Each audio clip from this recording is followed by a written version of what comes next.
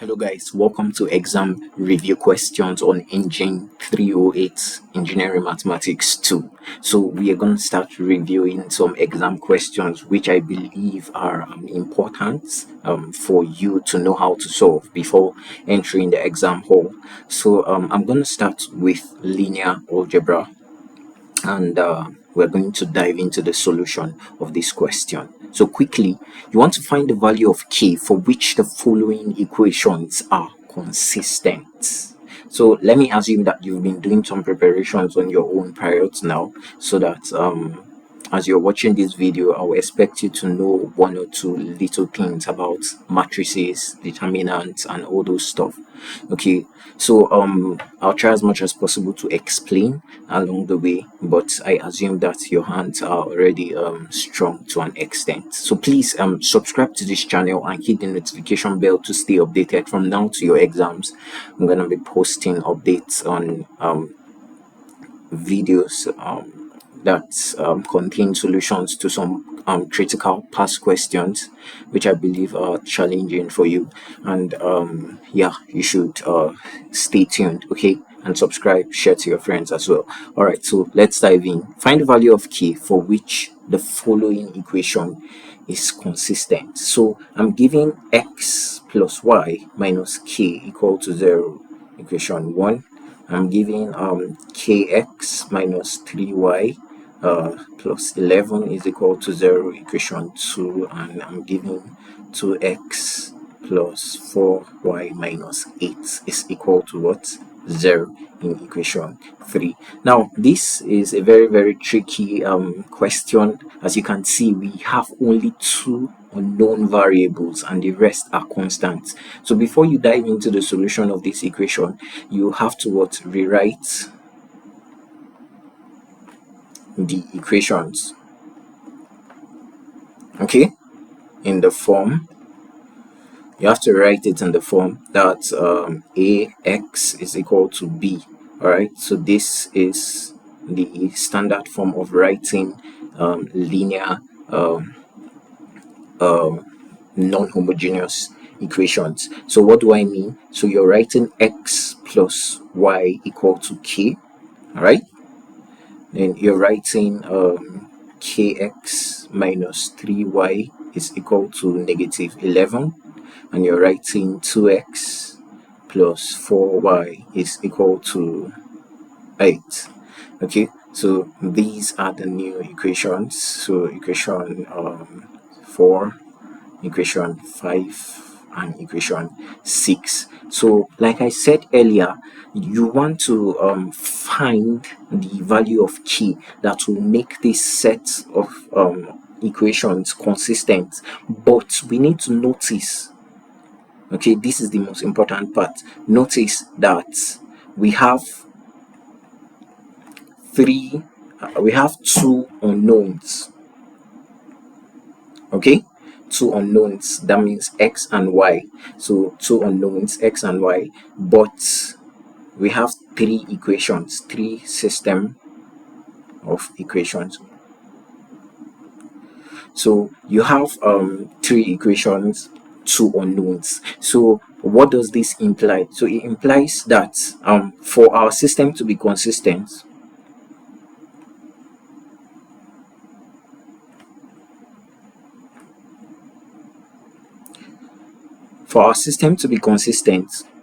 okay, we must ensure, or we must enforce that all the entries in the last row of the row echelon form, we must ensure that all the entries in the last row of the row echelon form be 0. So if we make this enforcement on this particular system of equations, then we'll now achieve consistency by assigning some values to k. So this might sound a little strange and weird to you, but just follow me and you see how we are going to do it. So we are going to get what we call the row echelon form of this particular system of equations. So how do you get the row echelon form of a matrix? You need to first of all find our argument or our augmented matrix. Okay, our augmented matrix is defined as C is equal to A, okay, column B, like this. So what does that simply means? So you just have to check your system of equations. So in the system of equations you have x, that's this one that we just formed. You have x and y, so giving me a coefficient of 1 1. So I'm going to be writing it like this. So 1 1. Then you have k minus 3. Then you're now going to have 2 and 4, like this. 2 and 4. So you're going to append the matrix B. Okay, the matrix B is actually what? The constant matrix. The matrix A is the coefficient matrix. That's the coefficient of your unknowns. So the coefficient of your unknowns are x and y. So you can get it by just, you can get A by just extracting the coefficients of your unknowns. So this is where I'm focusing on. So I don't want to deviate. So this is where we are focusing on. So to get the matrix A, we just extracted this coefficient. Now to get the matrix B, we are going to extract our constant. So our matrix B is the constant matrix, and you can see it is k minus 11 and 8. So I'm just going to put it like this: k minus 11 and 8. So this is what we call matrix C. Okay, our argument or augmented matrix. Very, very important as far as linear algebra is concerned. So it helps us to explore a lot of things in linear algebra. Like this matrix, we use it to determine what we call the rank of our system of equations. So we can find from this matrix rank A, we can find rank C. Okay, so maybe further in another tutorial I'll explain the importance of knowing rank A and rank C and how that relates with consistency and inconsistency in the system of equations. But for now, I hope you understood how we derived our augmented matrix, matrix C. Now this is the matrix that we are going to perform what we call elementary row operations, ERO. So we're going to perform elementary row operations on this matrix. So if we are performing elementary row operations, the aim is to reduce it to what we call row echelon form, so REF. So let me assume that you know this terminology. So these elementary row operations, and this is what we call row echelon form. Now when I finish solving this video, I'm going to explain what row echelon form implies, or let me just simply explain. So row echelon form is just trying to tell me that in any system of matrices that I have to make sure that the first entry, okay, the first entry in every row, or the first non-zero entry in every row, must be 1. Okay, it must be 1. So every other entries under it must be made 0. So in this particular row, I don't care if this one does not necessarily need to be 1, but I need to make sure that if at all there is a non-zero element, then the first entry has to be what? 1. It has to be unity. Okay, so this is just an example of a row echelon form of a matrix. So I can have 1 here, then I can have 0 0 0, I can have 1 here, I can have all these ones as 0. It doesn't matter, but this is just what we call row echelon form. So row echelon form is when the first entry in each row is 1, then every other entries under that particular one must be 0. Okay, so the entries above every one can be 0 or it can be non-zero. It doesn't matter. So this is row echelon form.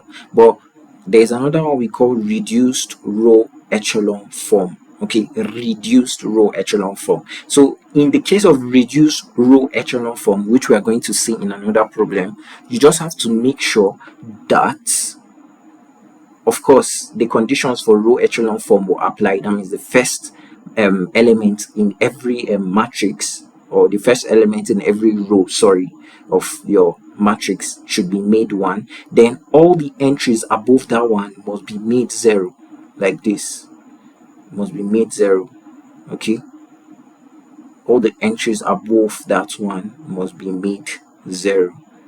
So for you to have what we call reduced row echelon form, so in every column, okay, of your matrix, you just have 1 existing as the only non-zero element. So that's what we call reduced row echelon form. So row echelon form permits that all these values that we indicated as zeros here above 1, they could be any number. Okay, they could be any number, but reduced row echelon form is enforcing that above these particular ones here, you must make sure that all the elements here are changed to 0. Must change it to 0, change it to 0, change it to 0, change it to 0. So let me give us a quick example of row echelon form. So row echelon form and a matrix in row echelon form. Let me just try to come up with a 3 by 3 matrix. So I can have something like 1, I can have something like 0, I have 2, like this. So here I can have 0, I can have 1, then I can have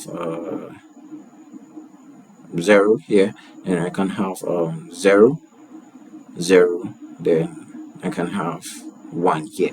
Okay, so this is an example of what we call row echelon form. As you can see, for the first row, okay, of this particular matrix, the first non-zero entry, okay, for this particular matrix, the first non-zero entry is what? 1.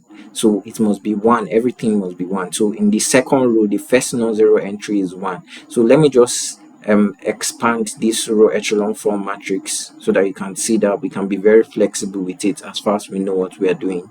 So 1, 0, 0, 2. So you can have 0, 1, 0, 3. You can have 0, 0, 1, 0. So this is another example of what we call the row echelon form. So you can see that the 1 must not always start from here. It doesn't always have to start from here. Okay, but if you can start from here, very good. So the first entry in every row, okay, the first non-zero entry must be 1. Then every other element under that 1 must be 0. So you can see that in our row echelon form, we are actually going to try and get what we call a lower triangular matrix of zeros. Okay, so we have an upper triangular matrix while the lower end is typically zeros. So you have it like this: each element beginning, each row having the first non-zero entry as unity. So you need to understand row echelon form and reduced row echelon form. So if I want to get the reduced row echelon form equivalent of something, the RREF of a matrix, for instance, I can have 1, 0. Okay, instead of me to put 2 here, I'll put 0 here. So you now have 0, 1, 0, then you have 0, 0, 1. So this is your identity matrix. Your identity matrix is an example of what we call reduced row echelon form. It's one of the most perfect example because you can see that the first element in every row, as far as just like we established the condition for row echelon form, it must be 1. Then every other element under it should be 0 in that particular column. So the difference between row echelon form and reduced row echelon form is that, as you can see in this particular place where we had row echelon form, the matrix permitted us to have a non-zero entry in this column. But for reduced row echelon form, you must convert every element above the 1s to zeros. Okay, every element above the ones must be converted to zeros, and every element below the ones must be converted to zeros. So that is how you get your reduced row echelon form. So in everything that we're going to be doing here today, we are going to be working with mostly row echelon form and reduced row echelon form to enable us solve questions in linear algebra, and we are going to be making reference to elementary row operations. So there are three major elementary row operations. You can swap rows, you can exchange rows. Then number two is apart from exchanging rows, you can multiply, okay, a row by a constant. Okay, then the final thing that you can do is you can add, okay, multiples of one row to another. So this is what we call elementary row operations, the three major operations. You can swap rows, you can multiply a row by a constant, and you can add multiples of one row to another. So I have just given you a little background of some of the things that you should know majorly before we dive deep into the solution of this particular problem. So let's get back to the solution of our problem. Okay, so I'm going to apply elementary row operations, and I'm going to convert this matrix to reduced row to row echelon form. You can try reduce row echelon form, but if you do row echelon form, it's okay. You can stop at row echelon form. So we're going to solve from here. Now you're given this particular matrix and you want to find the value of k so that what the system will be consistent. Remember, we have what, two unknowns and we have three equations. Hence, for consistency in row echelon form, all entries in the last row must be 0.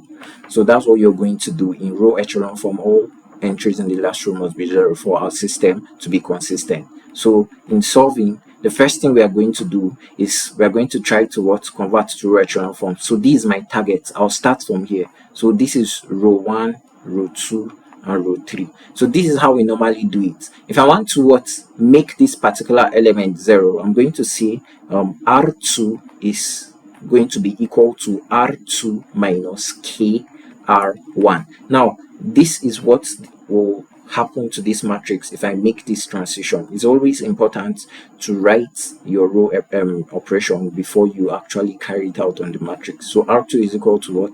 R2 minus what? KR1. So the reason is that your row 1 is going to remain as it is, like this. Then your row 2 is going to transform to this row operation. So remember, we can add multiples of one row to another, add or subtract multiples of one row to another, and k is an integer multiple in this case. So the reason is that if we multiply all the elements in row 1 by k, okay, observe very closely, then you can now say that if you do this subtraction, you have k, instead of k minus 1 to be k minus k, giving me 0. Okay, so I've successfully converted the elements under this 1 to 0. Remember, that's the aim of reduced row echelon form, to make sure that every element under your leading one is 0. Okay, so in every row, so I've converted this 1 to 0. So what will happen to this one? So this will also say minus 3 minus k times this one. So in the first one we had k minus k times 1, that's for this place. So in the second case we'll have what? Minus 3 minus what? K. Okay, because we are multiplying every entry in row 1 by k. So minus 3 minus k will give me minus 3 minus k, like this. And in the last one you will have minus 11 minus k. So where's the minus coming from? It's coming from here. Where's the k coming from? You have to multiply each entry by k. There's already a k here, so when you multiply by k, you have minus 11 minus k square. So this becomes minus 11 minus k square.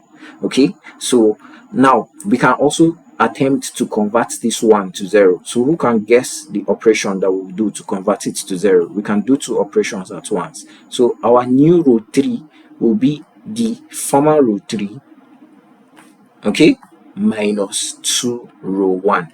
Okay, so new row 3 is going to be former row 3 minus 2 row 1. So what does that mean? So if we start with this place, okay, let me just draw a line. If we start with this place, we'll have 2 minus 2 times this guy, 2 times 1. So 2 minus 1, 2 times 1 is going to give you 2 minus 2, which is 0. So you've successfully converted it to 0. So what is the effect on this 4? So you have 4 minus 2 times 1, okay? You are multiplying every entry by 2, remember, here. So it's going to give you 4 minus 2, which is 2. And finally, you have 8 minus, you have 2k. Is that okay? 8 minus 2k. So we should have 4 minus 2, which is 2. Then 8 minus 2k, which is 8 minus 2k. Is that okay? So we are almost there. We've converted the first for the first leading one, all the elements under it is 0. Now I need to go to this second row and make sure that the first element is 1. How do I make sure that this element is converted to 1? You can do that by saying R2 is going to be equal to 1 all over minus 3 minus k R2. It means that we are multiplying every term in this row 2 by the reciprocal of this one. So when you multiply something by its reciprocal, you're going to get 1. So this is what is going to happen. So row 1 and row 3 will stay as they were. So 0, 2, 8 minus 2k. Okay, so row 1 and row 3 will stay as they were. Or what do you think will happen to row 2? So each entry in row 2 will be multiplied by 1 all over 3 minus k. 0 times anything is still 0. So if you multiply minus 3 minus k by the reciprocal, you're going to get 1, which is what we wanted to achieve. Then if you multiply this one by this one, you're going to get minus 11 minus k square all over minus 3 minus k. Is that okay? So remember, the first element in every row must be 1. That is row echelon form. So that's why I needed to find a way to convert this guy to 1 by multiplying every entry in row 2 by the reciprocal of this position here. Okay, now that we've achieved that, what is left for us to do? So we have to go to the third row now. We can see that there is a 2 here. So this is an obstacle to me achieving row echelon form. So I need to find a way to make sure that I convert this particular 2 to 0, because every element under the leading one must be 0. Is that okay? As you can see in our row echelon form, every element under the leading one of every row must be 0. So this one is 2. So how do I convert it to 0? So the trick is for you to see that these 2 rows now have equal dimensions, they have equal space. So what you're going to say is your new row 3 is the former row 3. Okay, so look at it here. There's a 2 here, right? So 2 minus what multiple of 1 will make it 0? Definitely. So row 3 minus 2 row 2. Is that okay? So your focus is only on these particular 2 elements, then other things will take care of themselves. So the new row 3 will be transformed to the former row 3 minus 2 what? Row 2. So let's see how this works. So since we are only transforming row 3, then we can leave other rows as they were. Row 1 will stay how it is. You have your k here, then you have your 0, you have your 1, okay, and you have your minus 11 minus k square all over minus 3 minus k. Now row 3 is going to be transformed okay, by subtracting every entry in the old row tree from what 2 times every entry in the what row 2. So 0 minus 2 times 0 is also going to give me 0. So we're now going to say 2 minus 2 times 1, which is going to give me 2 minus 2, which is 0. Then we're now going to say 8 minus 2 times this guy over here. So 8 minus 2k, sorry, then minus 2 into what? 11 minus 11 minus k squared all over minus 3 minus k. So let's take our time and do this particular simplification. So 8 minus 2k, then if you factor out the minus sign from this system, you're going to have plus 2 into 11 minus k square, sorry, 11 plus k square all over 3 plus k. Okay, so factoring out the minus sign, I'm sorry about that, I think I missed something. So before we simplify, you can see that the minus sign is common in both the numerator and denominator, so you can just cancel out. So you have 11 plus k square all over 3 plus k, like this. Okay, so you will have it like this. It's still very, very valid this way. So if you carry out this subtraction, you can say 8 minus 2k into 3 plus k all over 3 plus k. So you make this term have a common denominator by multiplying up and down by that common denominator. Then you have minus 2 into 11 plus k squared all over 3 plus k. So when you do the math, then what are we going to get? We're going to expand this one. We'll have 8 times 3 is 24. Then minus 2k times 3 is minus 6k. Then 8 times k is plus 8k, and minus 2k times k is going to give you minus k squared. Then you now have minus 2 times 11 is minus 22. Then you now have minus another 2k squared. So this is a 2k squared, sorry about that, 2k squared. So everything all over 3 plus k. Is that okay? So if we do the simplification, we're going to get 24 minus 22, which is going to give me a 2 definitely. Then minus 6 plus 8k is going to give you a 2k. Then minus 2k minus 2k is going to give you a minus 4k squared. So all over 3 plus k. So that's what you're going to get eventually when you do this term, 8 minus 2k minus 2 into this one. So what did we get? I'm just going to copy it and say 2 plus 2k minus 4k squared all over 3 plus what? K. Is that okay? So now we've gotten what we call a row echelon form. The row echelon form, as you can see, we have a lower triangular matrix of zeros here. And remember the criteria for consistency. The criteria for consistency are just like we established, is that we must enforce all the entries in the last row. Okay, this is the last row. All entries in the last row should be 0. So this term is 0, this term is 0. So for consistency, you have to make sure that 2 plus 2k minus 4k squared divided by 3 plus k has to be equal to 0.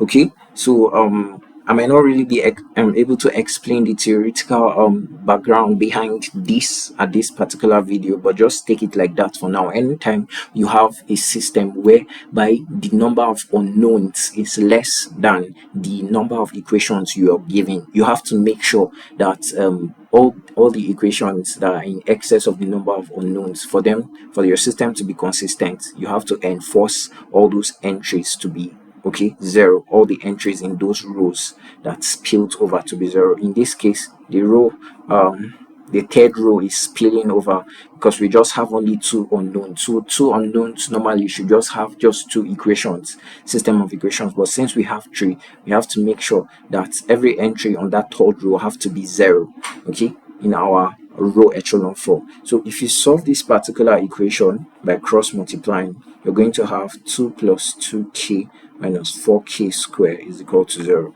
You can decide to divide all through by 2, okay, or divide all through by minus 2, or you can take this one to the other side. So we are going to have something like 4k square minus 2k minus 2 equal to 0. Dividing through by 2, 2k square minus k minus 1 is equal to what?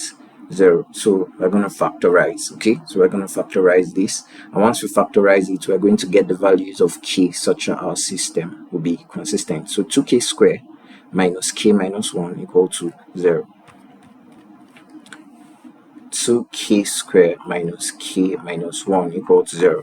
So factorizing 2 times minus 1 is minus 2. So look for two numbers that when you multiply it gives you minus 2, and when you add it gives you what?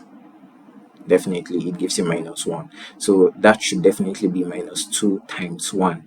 Minus 2 times 1 is minus 2, and minus 2 plus 1 is going to give you minus 1. So we can factorize like this: 2k square, okay, you now have minus 2k, you now have minus k, you now have minus 1 is equal to what? 0. So when you factorize, sorry, this is a plus k because you have plus 1. Okay, so when you factorize, you have 2k brackets k minus 1, and I have plus 1 brackets k minus 1 equal to 0. So factorizing, you have 2k plus 1 k minus 1 equal to 0. So k in the first bracket will give you negative 1 over 2. K will give you 1. So these are the values of k. Okay,